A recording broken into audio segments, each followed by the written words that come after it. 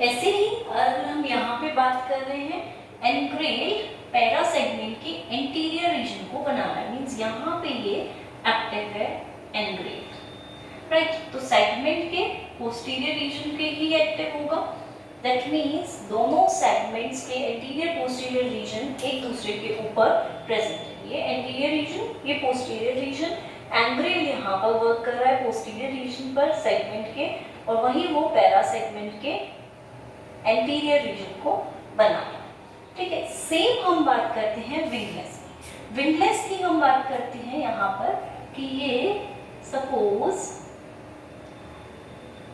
पैरासेगमेंट के posterior reason को बना रहा है, फॉर्म करने में हेल्प कर रहा है, तो वहीं ये सेगमेंट के एंटीरियर रीजन को बनाने में हेल्प करेगा, क्योंकि इसका नाम है विंगलेस। तो ये इन दोनों को मिलकर बनाएगा, और इस तरह से सेगमेंट पैरासेगमेंट का जो रेशियो है वो हमारे पास इजीली अवेलेबल हो जाता।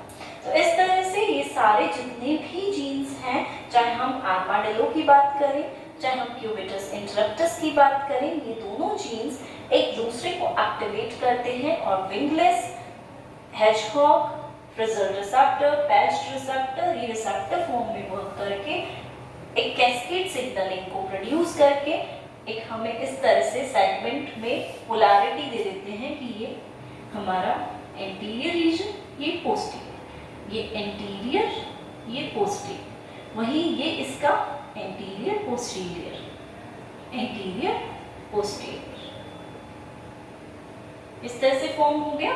पोस्टीरियर एंटीरियर के ऊपर है, पोस्टीरियर के ऊपर एंटीरियर है, तो ये सेगमेंट पैरासेगमेंट का जो रेशियो है ये हमारा थोड़ा सा डिफरेंट होता है, क्योंकि पैरासेगमेंट को हम थोड़ा आगे से काउंट डाउन करना स्टार्ट करते हैं। जब हम कंपार्टमेंट्स बनाते हैं तब जाके हम सेगमेंट्स के ही पैरासेगमेंट्स को फॉर्म करते हैं। तो इस तरह से विंगलेस एंड हेजहॉग एक दूसरे को ऑटो रेगुलेट करके, एक साइकिल क्रिएट करके, एक दूसरे के नंबर को मेंटेन करके, अपनी पोलैरिटी को मेंटेन करके रखते हैं। तो ये था हमारा signalling pathway of segment polarity genes. अभी तक हमने बात की थी सेगमेंट पोलैरिटी जीन्स की। अब हम बात करेंगे होमियोटिक सेलेक्टर जीन्स या फिर homeotic genes. Segment polarity genes जो थे वो आगे जाके ट्रांसक्राइब होंगे, एंड वही जीन्स आगे जाकर ट्रांसक्राइब होकर इन जीन्स को आगे ट्रांसक्राइब कर पाएंगे। तो जब भी हम होमियोटिक जीन्स की या होमियोटिक सेलेक्टर जीन्स की बात करते हैं, यहाँ पर हमारे पास एक ऑप्शन आता है हॉक्स जीन्स।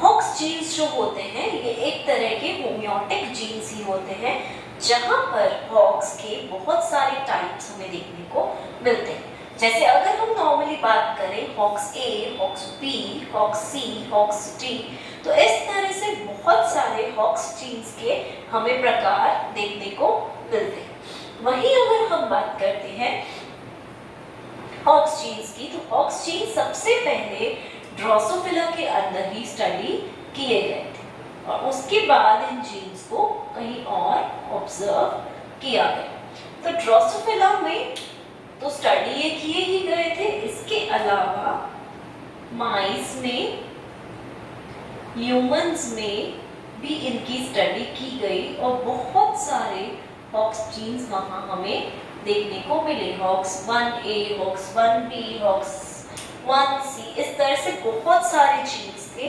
न्यूमरस, बहुत सारे नंबर्स में वहां पे हमें ऑब्जर्व हुए। तो ये थे हमारे हॉक्स जीन्स, और हॉक्स जीन्स होमियोटिक जीन्स के अंडर भी आते हैं, जो बहुत सारे फंक्शंस को वहां पे रेगुलेट करते हैं और मेंटेन करके चलते हैं। इससे पहले वाले हमने सेगमेंटेशन जीन्स पढ़े थे या ज़ाइगोटिक जीन्स पढ़े थे। उनका रोल या फंक्शन की हम बात की थी कि वो सेगमेंट प्रोवाइड करा रहे एक ऑर्गेनिज्म या ड्रोसोफिला की बॉडी को। पर यहाँ जब हमने होमियोटिक जीन्स की बात की, तो यहाँ पे ये सेगमेंटेशन तो ऑलरेडी हो चुका है। अब सेगमेंटेशन के बाद उस सेगमेंट की एक आइडेंटिटी भी होती है, एक उसे पहचान भी मिलेगी, और वो आइडेंटिटी जो होती है वो ये वाले जीन्स ही प्रोवाइड कराते हैं। मीन सेगमेंट तो बन गया, लेकिन वो सेगमेंट बना क्या है? क्या वो हेड रीजन है, क्या वो टेल रीजन है, या फिर बीच वाला रीजन है, क्या थोरैक्स रीजन है? तो ये सारी चीजें हमने आइडेंटिफाई करने के लिए इन जीन्स को इंट्रोड्यूस किया, स्टडी किया और ऑब्जर्व किया कि ये जीन्स हर एक पर्टिकुलर सेगमेंट को एक प्रॉपर आइडेंटिटी देते हैं, एक प्रॉपर आइडेंटिटी के बेसिस पर प्रोवाइड करा के उन्हें बताते हैं कि हाँ ये एब्डोमिनल सेगमेंट, ये हेड रीजन, इस तरह से पूरी आइडेंटिटी यहाँ पर दे। तो ये थे हमारे होम्योटिक बॉक्स जीन्स। अब जब भी हम बात करेंगे तो आगे से सिग्नल्स आएंगे, तभी ये वाले जीन्स एक्टिवेट होंगे और तभी इन वाले जीन्स का प्रोटीन फॉर्म होगा और अलग अलग सेगमेंट पे ये वाले जीन्स वर्क करेंगे। अलग अलग सेगमेंट पे वर्क करने के बाद ये जीन्स टोटली हमें नॉर्मल एक पूरा बॉडी डेवलपमेंट प्रोवाइड कराते हैं। तो नंबर 1 अगर हम देखें, नॉर्मली हमने पढ़ा था थोरैक्स रीजन 3 पार्ट्स में डिवाइडेड होता है। दैट मींस एक T1, एक T2 एंड एक T3। अब जब भी हम T1 रीजन की बात करते हैं, यहाँ पे हमें कोई भी अपेंडेज देखने को नहीं मिलता है, राइट? नो अपेंडेजेस सी।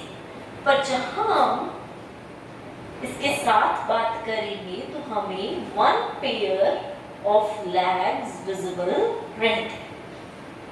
ऑलराइट, नाउ हम T2 की बात करते हैं। यहाँ हमें अ पेयर ऑफ विंग्स देखने को मिल जाते हैं। यहाँ पे हमें अ पेयर ऑफ हॉल्टेयर्स देखने को मिल जाते हैं और इसी के साथ 1 पेयर ऑफ लेग्स भी मिलेंगे।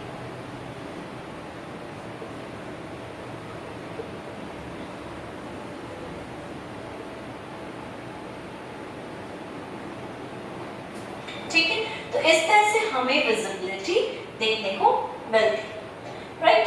तो यहाँ पर हम यही देख रहे हैं कि तीनों जो थोरैक्स रीजन्स हैं हमारे, उन तीनों थोरैक्स रीजन्स में हमें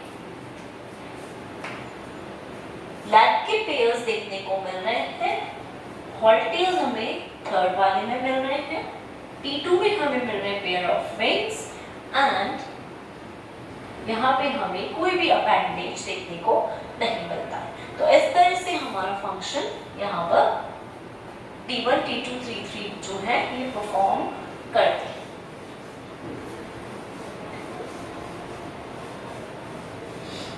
नाउ अगर हम बात करते हैं, मोस्टली होम्योटिक जीन्स जो होंगे वो 2 कॉम्प्लेक्सेस बनाते हैं, राइट? इन 2 कॉम्प्लेक्सेस के बारे में हम अभी स्टडी करेंगे।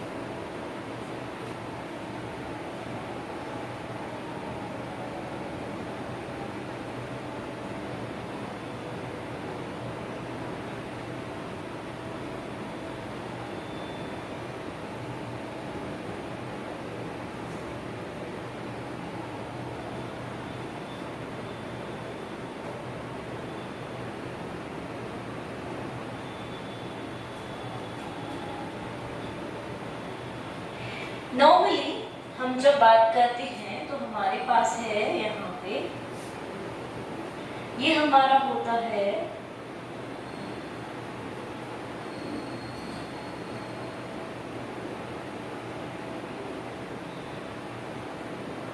बायथोरेक्स कॉम्प्लेक्स, ठीक है, जिसे हम बायथोरेक्स सी के नाम से भी जानते हैं।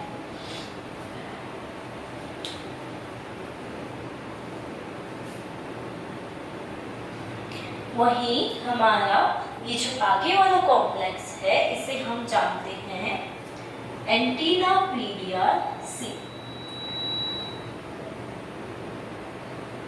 एंटीनापीडिया कॉम्प्लेक्स या एंटीनापीडिया सी के नाम से हम इसे जानते हैं। तो यहाँ पर एंटीनापीडिया कॉम्प्लेक्स के अंदर हमारे पास 5 टाइप के जीन्स होते हैं और यहाँ बायथोरेक्स कॉम्प्लेक्स के अंदर हमारे पास 3 टाइप्स के जीन्स यहाँ पर प्रेजेंट रहते हैं। तो जब भी हम 5 टाइप के जीन्स की बात करेंगे तो हमारे होते हैं labial, proboscipedia, 6 comb reduced, antennapedia and एक डिफॉर्म्ड करके भी होता है, वो भी यहाँ पर प्रेजेंट रहता है। इस तरह से यहाँ पर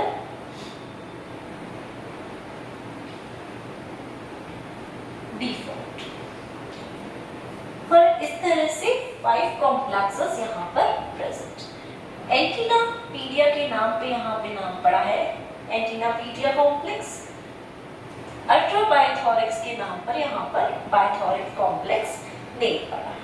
अब क्योंकि कॉम्प्लेक्स बोला है हमने तो कॉम्प्लेक्स के अंदर ऑफ कोर्स सी बात है बहुत सारे जो हम बोलते हैं फंक्शंस प्रेजेंट यहाँ पर रहेंगे, मतलब बहुत सारे जीन्स होंगे, जीन्स बहुत सारे फंक्शंस परफॉर्म कर सकते हैं। अब हम फर्स्ट कॉम्प्लेक्स की बात करते हैं, उसमें फर्स्ट की बात करते हैं लेबियल एंड डिफॉर्म्ड। ये है हमारे फर्स्ट।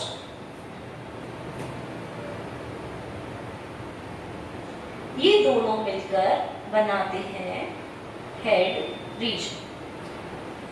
लेबियल एंड डिफॉर्म्ड दोनों मिलकर बनाएंगे हेड रीजन।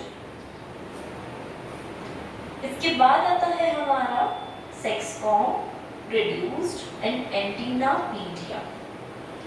तो हमारा 6 कॉम रिड्यूस्ड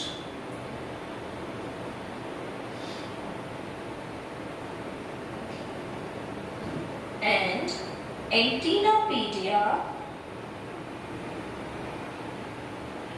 मिलकर बनाते हैं थोरैक्स रीजन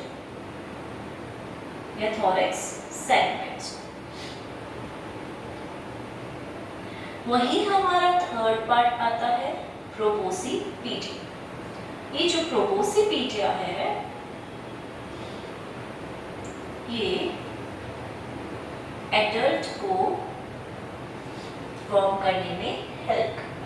अब हमने एक चीज बोली थी यहाँ पर कि जो प्रोबोसिपीडिया है या 6 कॉम रिड्यूस्ड है या लेबियल है या डिफॉर्म्ड है, ये सारे जितने भी जीन्स हैं ये सारे आइडेंटिटी प्रोवाइड कराएंगे, पूरा सेगमेंट नहीं बनाएंगे, सिर्फ एक आइडेंटिटी प्रोवाइड करा रहे। तो हेड रीजन बनाने में हेल्प कर रहे हैं तो उसे एक आइडेंटिटी प्रोवाइड करवा रहे हैं। ऐसे यहाँ पर थोरैसिक सेगमेंट्स को आइडेंटिटी प्रोवाइड करा रहे, कुछ एक एक्स्ट्रा स्ट्रक्चर्स को जॉइन करके या फॉर्म करके। ऐसे ही हम बायथोरैक्स कॉम्प्लेक्स की बात करेंगे। यहाँ पर है अल्ट्रा बायथोरैक्स, तो ये भी हमारा क्या करेगा, थोरैसिक सेगमेंट को फॉर्म करेगा। वहीं एब्डोमिनल ए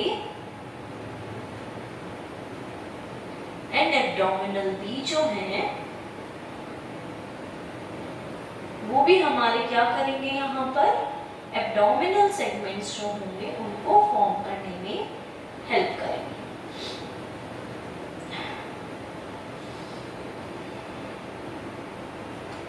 इस तरह से लेबियल डिफॉर्म्ड हेड बनाने में हेल्प करेंगे, 6 comb reduced and एंटीनापीडिया thoracic segments बनाएंगे, प्रोबोसिपीडिया एडल्ट को बनाने में हेल्प करेगा, आइडेंटिफिकेशन करेगा, आइडेंटिटी प्रोवाइड कराएगा। अल्ट्रा बायथोरैक्स थोरैसिक सेगमेंट्स के लिए है, abdominal A and B abdominal segments के लिए प्रेजेंट है।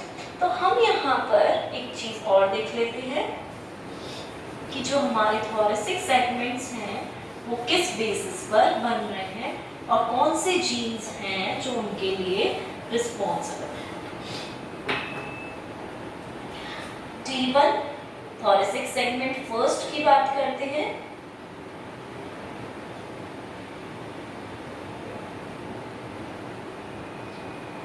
तो ये हमारा बनाता है one pair of legs only, इसके अलावा और कुछ नहीं बनाएगा। ये सिर्फ वन पेयर ऑफ लेग्स ही यहाँ पर प्रेजेंट होते हैं, कोई अपेंडेज यहाँ प्रेजेंट नहीं है। और इसको बनाता है SCR, that means sex com reduced. ये चीज इसको आइडेंटिटी प्रोवाइड कराती है। वहीं हम थोरेसिक सेगमेंट 2 की बात करेंगे, T2 की।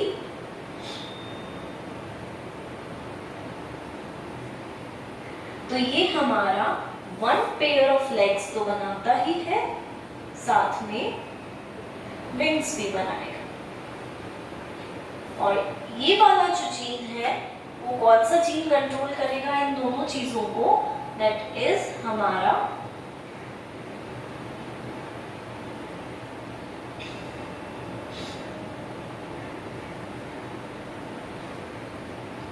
एंटीना पीडिया।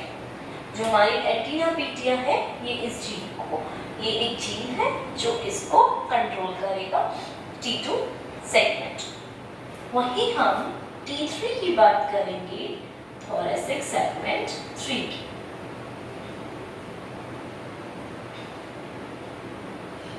तो ये भी वन पेयर ऑफ लेग्स तो बनाएगा ही और साथ में हॉल्टियर्स के पेयर बनाएगा।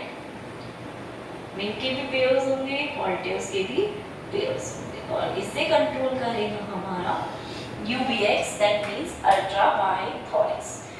अगर हम बात करें तो ये दोनों चीजें भी पेयर्स में फॉर्म होंगी।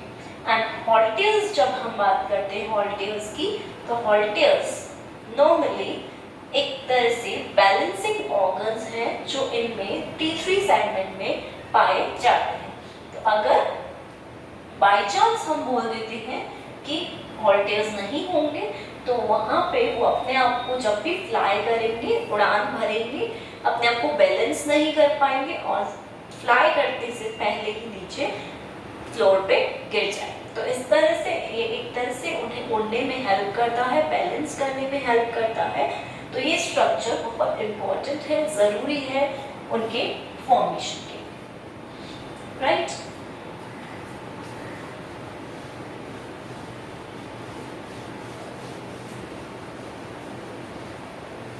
अब हम देख लेते हैं इनका म्यूटेशन केस।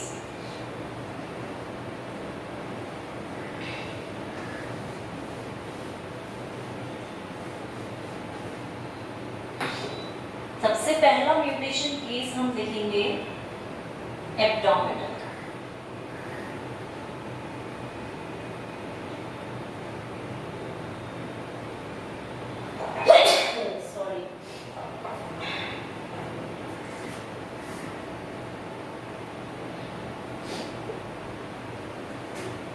Ultra violence. अगर ये तीनों पार्ट्स कहीं से म्यूटेटेड या नॉन फंक्शनल हो जाते हैं बाय चांस, तो क्या होगा? यहाँ पर नॉर्मल कंडीशन में ये तीनों अगर प्रेजेंट हैं तो एब्डोमेन सेगमेंट बन रहा है और T3 सेगमेंट फॉर्म हो रहा है। ये हम नॉर्मल कंडीशन में बोल रहे हैं। लेकिन अगर ये म्यूटेटेड या नॉन फंक्शनल हो जाते हैं तो हमारा जो ड्रोसोफिला है उसका एब्डोमेन सेगमेंट फॉर्म ही नहीं होगा, बनेगा ही नहीं। और अगर एब्डोमेन सेगमेंट नहीं बनेगा तो जो हमारे ड्रोसोफिला हैं वो सर्वाइव ही नहीं कर पाए, उनका सर्वाइवल रेट जो होगा वो डिक्रीज हो जाएगा, कोई सर्वाइवल नहीं होगा। बिकॉज एब्डोमेन नहीं है तो वो अपने फूड को कहाँ ले जाएंगे, कहाँ डाइजेशन होगा, तो ये सारे प्रोसेसेस हो ही नहीं पाएंगे और इस वजह से उसकी वहीं पे ही डेथ हो जाएगी। तो ये हम बोल रहे हैं कि ये वाला जो पोर्शन है ये बहुत ज़्यादा इम्पॉर्टेंट है ड्रोसोफिला के सर्वाइवल के। वहीं हम सेकेंड म्यूटेटेड केस अगर लेते हैं तो हम लेते हैं न्यूबिएक्स अल्ट्राबायोथोरिक्स का। यहाँ पे सिर्फ हम एक की बात कर रहे हैं, अल्ट्राबायोथोरिक्स। अल्ट्राबायोथोरिक्स नॉर्मल कंडीशन में T3 सेगमेंट बना रहा है, लेकिन अगर ये म्यूटेटेड कंडीशन में या फिर नेगेटिव कंडीशन में, नो फंक्शनल कंडीशन में अगर प्रेजेंट होता है तो यहाँ पर क्या होगा, T3 सेगमेंट फॉर्म में नहीं होगा। ठीक है, मीन्स T3 की जगह पर यहाँ पर T2 सेगमेंट फॉर्म हो जाएगा। और क्योंकि T2 सेगमेंट में विंग्स प्रेजेंट होते हैं तो यहाँ पे भी एक पेयर ऑफ विंग्स एक्स्ट्रा हो जाएंगे। मतलब अगर हम पूरी मॉर्फोलॉजी देखें तो लेग्स तो तीनों सेगमेंट्स में थे, इसलिए T1, T2, T3 सब में लेग्स बनेंगे, लेकिन T2 एंड T3 इन दोनों सेगमेंट्स में ही हम लेग्स के साथ साथ 2 पेयर्स ऑफ विंग्स देखेंगे। राइट, वहां पे 2 पेयर्स ऑफ विंग्स होंगे। तो ये बिल्कुल ही उससे मॉर्फोलॉजी अलग हो गई, क्योंकि ये वाला पार्ट म्यूटेटेड था, इसलिए T3 सेगमेंट T2 में ही कन्वर्ट हो गया और ये T3 सेगमेंट यहाँ नहीं बना।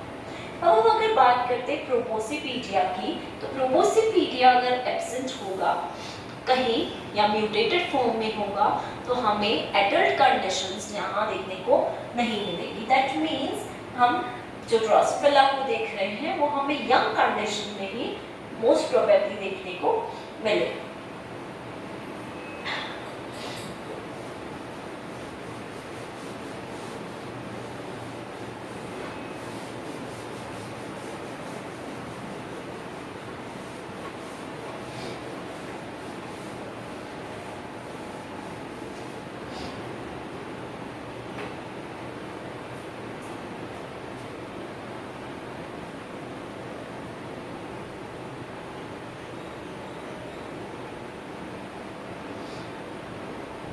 वहीं हम म्यूटेशन केस देखते हैं एंटीनापीडिया।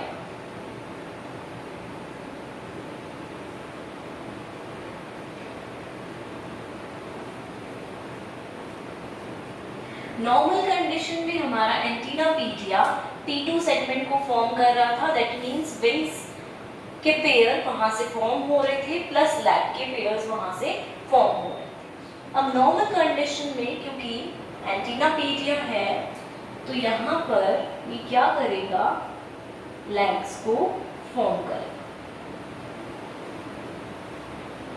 और इसी के साथ एंटीना को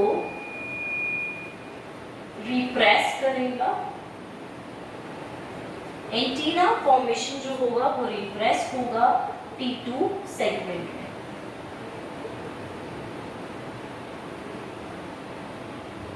राइट, मतलब नॉर्मल कंडीशन में लेग्स का फॉर्मेशन कर रहा है T2 सेगमेंट में, लेकिन एंटीना की फॉर्मेशन को T2 सेगमेंट में रिप्रेस कर रहा है, जिससे वहां पे सिर्फ लेग्स का और विंग्स का ही फॉर्मेशन हो सके। तो ये हमारा नॉर्मल फंक्शन की हम बात कर रहे हैं। वहीं अगर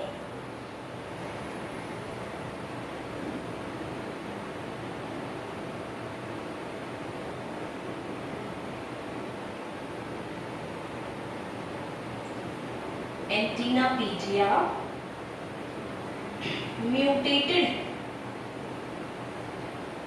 म्यूटेटेड कंडीशन में प्रेजेंट है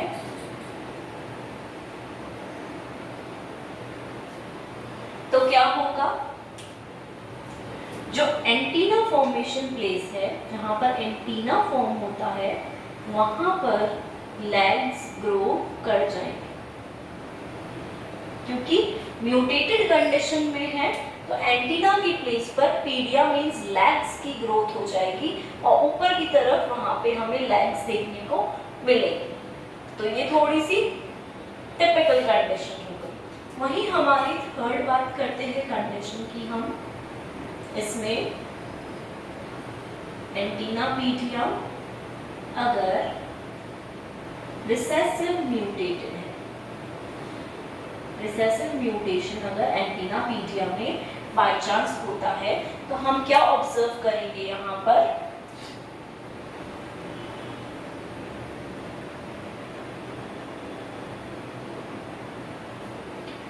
राइट यहाँ पर हम ऑब्जर्व करेंगे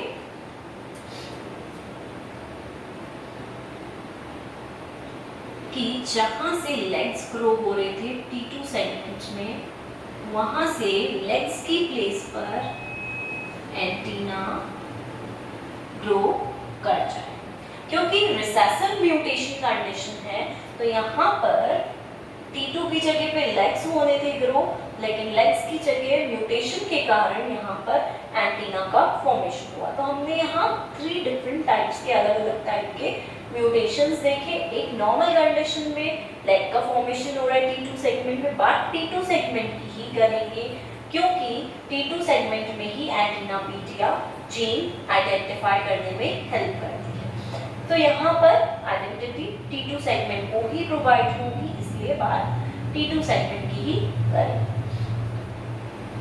म्यूटेटेड कंडीशन में अगर आता है तो एंटीना की जगह पर लेग्स ग्रो कर जाएंगे और थोड़ा सा मॉर्फोलॉजी में चेंज हो जाएगा। वहीं अगर हम एंटीना पीडिया की रिसेसिव म्यूटेटेड कंडीशन में आते हैं तो लेग्स की जगह पे एंटीना ग्रो हो जाएगा। अगेन थोड़ी मॉर्फोलॉजी में चेंज हुआ क्योंकि वहां पर म्यूटेशन प्रेजेंट था। तो इस तरह से हम चीजें ऑब्जर्व कर सकते हैं। वहीं अगर हमारे पास लेबियल और डिफॉर्म म्यूटेटेड कंडीशन में प्रेजेंट होंगे तो यहाँ पे भी हमारा हेड रीजन बन नहीं पाएगा, प्रॉपरली नहीं बनेगा और वहाँ पे अगेन मॉर्फोलॉजी में हमें चेंजेस ऑब्जर्व हो सकते हैं। तो इस तरह से हमारा पूरा फंक्शन जो है वो परफॉर्म होता है और यहाँ पर हम पूरी तरह से देख सकते हैं कि एक एक जीन प्रॉपर नॉर्मल कंडीशन में होना बहुत ज़रूरी है। अगर नहीं होता है प्रॉपर नॉर्मल कंडीशन में, देन इनके जितने भी मॉर्फोलॉजी हैं उनमें हमें चेंजेस ऑब्जर्व करने को मिलते हैं और वो चेंजेस बहुत ज़्यादा अच्छे नहीं होते हैं। तो इस तरह से ये होम्योटिक जीन्स जो है हमारे वो वहाँ पर वर्क करेंगे और हमारी पूरी सेगमेंटेशन को आइडेंटिटी प्रोवाइड करेंगे।